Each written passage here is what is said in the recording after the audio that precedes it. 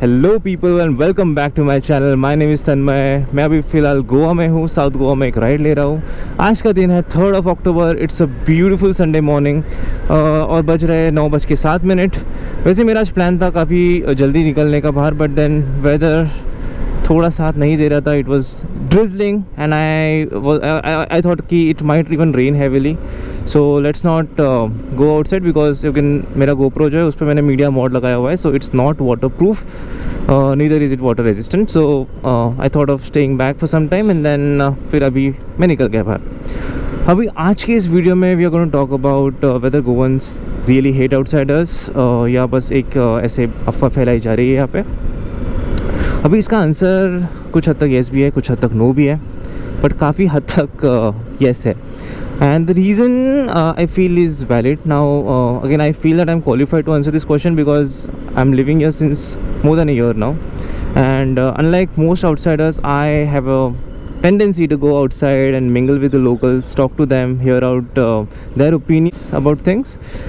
And मैंने एक बात realize की कि the reason they hate outsiders, or rather they call them bhingta.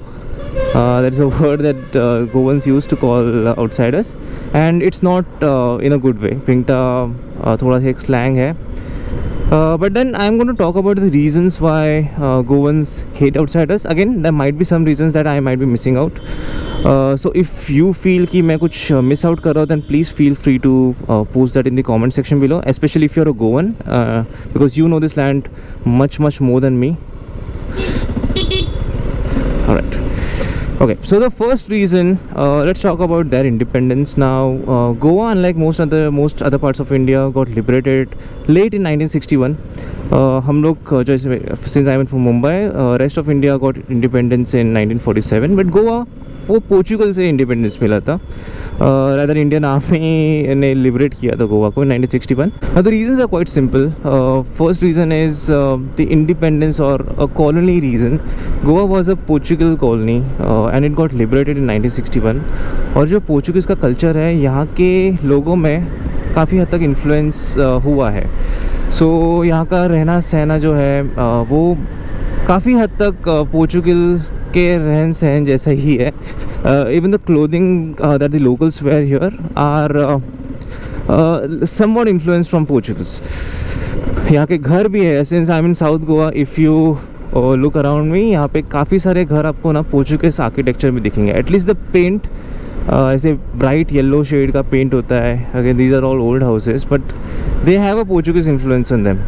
सो अभी ऐसा है कि जैसे हमारा एक रेस्ट ऑफ द इंडिया का कॉलोनी था, ब्रिटिश कॉलोनी, तो 150-200 साल तक कुछ चेंजेस, कल्चरल चेंजेस हो गए थे और Goa was different. Now in the initial part things were fine. Late 60s में, 70s में, इवन 80s में things were good. I mean people started to realise that Goa is a beautiful coastal state and people started to visit here. So tourism बढ़ने लग गया। People were happy, मतलब locals were happy because उनके लिए भी एक अच्छा एम्प्लॉयमेंट का एक ज़रिया बन गया था।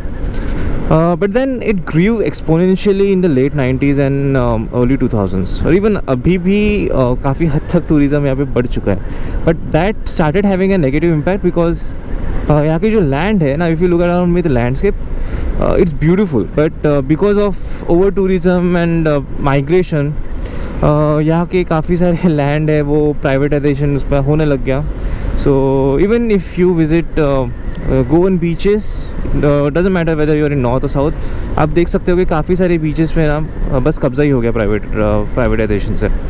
And Goans are not happy with that because being a local you have every right to go to those beaches. You don't want people from outside to claim that land. Okay, look around me, the beautiful landscape. Now just imagine this land getting privatized and I mean it could be somebody's field, Goan local का field, but if this land started to be a hotel or a resort, तो फिर कैसे लगेगा boss? And yes, I completely I'm in line with how the Goans feel about it.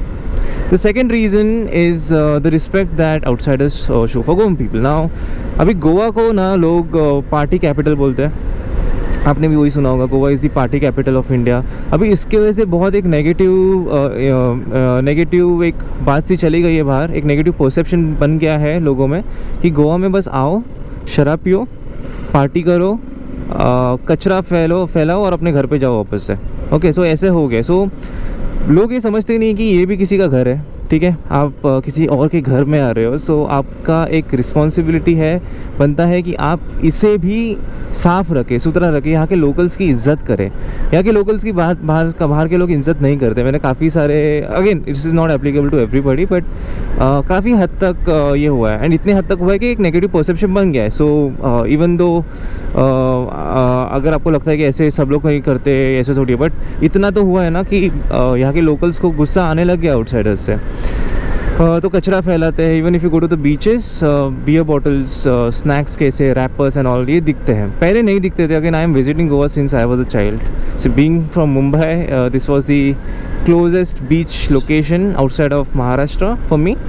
सो हम लोग यहाँ पे काफ़ी हद तक आते थे, and I can literally see the change that has happened in Goa. वो टाइम पे बहुत शांत सा होता था। अगेन रोड्स इवन दो इतने अच्छे नहीं होते थे, but still it use to be good, it use to feel very different from Mumbai. अभी ऐसा हुआ है कि यहाँ पे इतना बिजनेस बढ़ गया है, इतने लोग आ गए बाहर से कि it also have started showing a negative impact on the culture here. अभी थर्ड रीज़न ये है कि लैंड के prices now, since Goa is a smaller state, and if people from outside, influential people, if they started purchasing land, okay, big land, I'm not talking about just a small home, I'm talking about a hotel business, a resort, an entire housing colony. अब इससे वैसे क्या हुआ है ना कि गोवंस को land purchase करना मुश्किल हो गया। आई मीन जो लैंड उनको just quoting an example, if they used to get a land at 1000 rupees per square feet, again these are all hypothetical figures, so don't be serious about it. If they used to purchase land at 1000 rupees per square feet, and if the price now has gone up to 50,000 rupees per square feet, then how would you purchase, dude? If you are a Goan local, if tourism is all you have, if agriculture is all you have to earn your livelihood, then how will you purchase land at 50,000 rupees unless and until you are a businessman who is very rich and very influential? So इसके वजह से गोवंस extra land purchase नहीं कर सकते। I mean इनका भी सपना होता है, जैसे हमारा सपना होता है कि हमारे घर के अलावा एक सेकंड होम हो, हमारा ना और थोड़ी सी लैंड खरीदी जाए। अभी ये गोवंस को लेना मुश्किल सा हो गया है। अभी ये लेते कौन है? आउटसाइडर्स लेते हैं। और यहाँ पे काम करने कौन आते हैं? इफ़ यू थिंक गोवंस आते हैं यहाँ पे काम करने के लिए, then let me tell you, you are completely wrong. अभी हुआ क्या है, higher class and lower class, ये दोनों के रीज़न की वजह से गोवन मिडिल क्लास की फुल बैंड बजी पड़ी है। And the reason is upper class लोग जो बाहर से आते हैं, they purchase land and then they need cheap labour. अभी ऑफ कोर्स जो नॉर्थ ऑफ इंडिया से या इवन साउथ ऑफ इंडिया कुछ स्टेट से जो लोग आते हैं, वो लोग एक अपना गुजारा करने आते हैं, तो उनको फ़र्क नहीं पड़ता कि वो लोग किस सैलरी में काम कर रहे हैं, उनको कम सैलरी में भी चल जाता है। बट फॉर अ गोवन उनके स्टैंडर्ड ऑफ लिविंग बेटर है compare to others. I mean अगर आपको पता ही होगा, Goa is the richest state in India in terms of GDP। So I mean GDP per person, okay. So यहाँ का जो रहना सहना ये थोड़ा अलग है। It's people kind of spend money more than others in a way.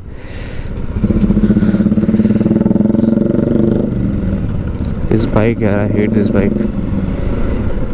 Sorry, bullet lovers, Enfield lovers. But this was a peaceful morning, and यार भाई तो चला ही जा गए। हाँ पता है, भागती नहीं तेरी बाइक, सिर्फ आवाज़ करती है। Okay, so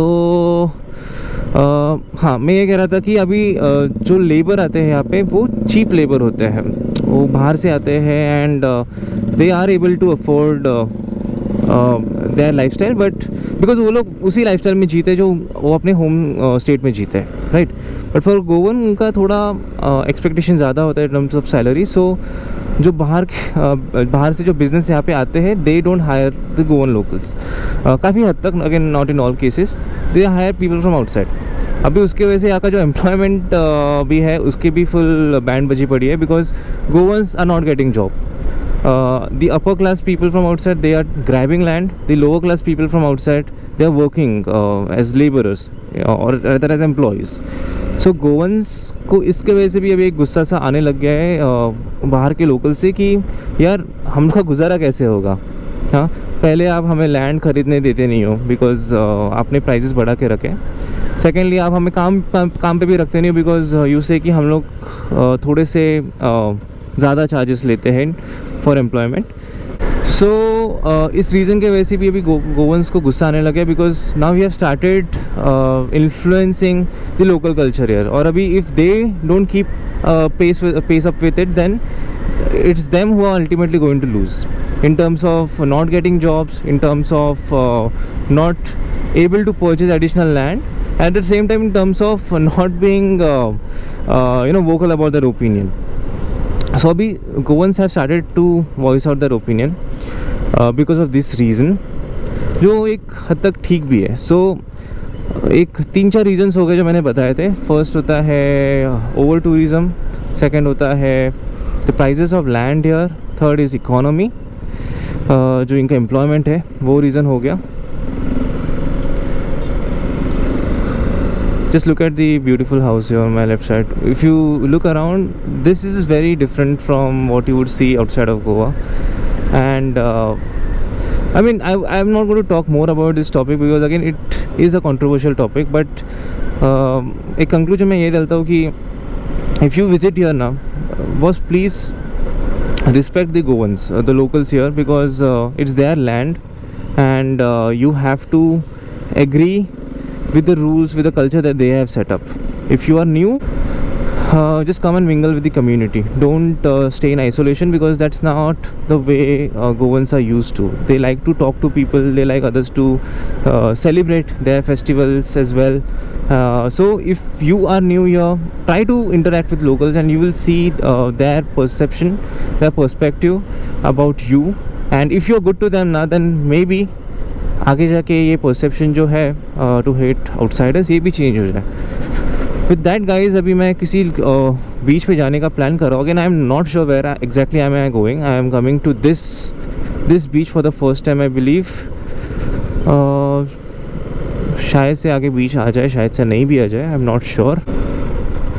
So I'm not going to put any background music to this video because I want this video to be as raw as possible so that ये जो एक्चुअल आपको एक साइलेंस सुनाई दे रहा होगा, ऑफकोर्स आपको मेरी बाइक की आवाज़ सुनाई दे रही होगी। Look at this.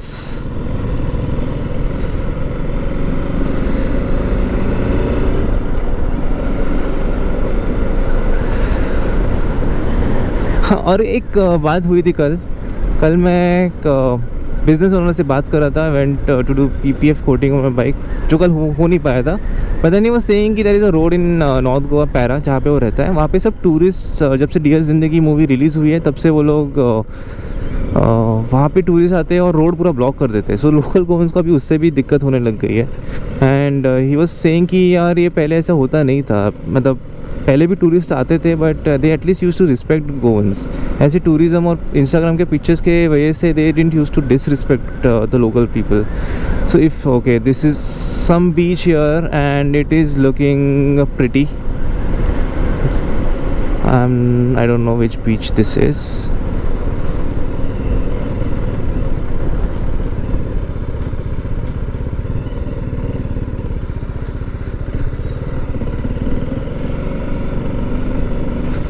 This could be Varka beach if I'm not wrong, but this is a different side of Varka beach. Okay, चलो since इतना मैंने रिकॉर्ड कर ही दिया है यहाँ पे बाइक पार्क करके, let's go and show you the view of the beach. Again mind you guys, यहाँ पे टूरिज़्म थोड़ा कम होता है compare to north Goa, which is good in a way. You get to see places that are little lesser exposed to the outside world. और ये typical south Goan बीच। मुझे ऐसा लग रहा है कि बीच पे मैं सिर्फ अकेला रहने वाला हूँ। Even though it's a Sunday, tourism वापस आने लग गया है गोवा में,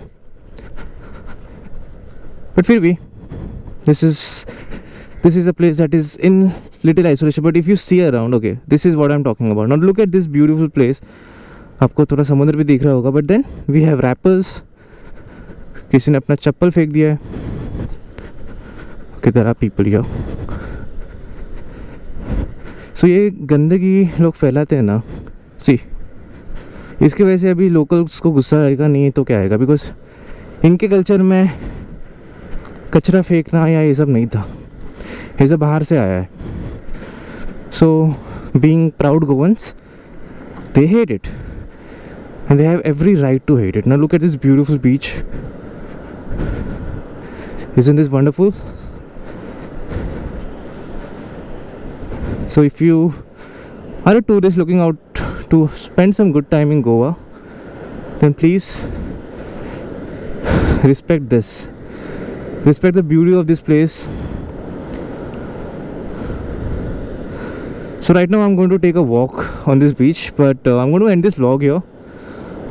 So I hope you guys got to learn something new regarding Goa and its people and the reason why you feel Goans hate outsiders. So if you visit Goa, please respect the local Goans and just have a good time here, dude. If you did like this video, then please hit that like button, and if you have any opinions, if you disagree with me, please post in your comments below. Let's have a healthy discussion, and please be respectful to other people as well who are posting things in the comments. Don't abuse, be nice, be friendly, and see you all in the next video. Till then, stay safe, take care, bye bye.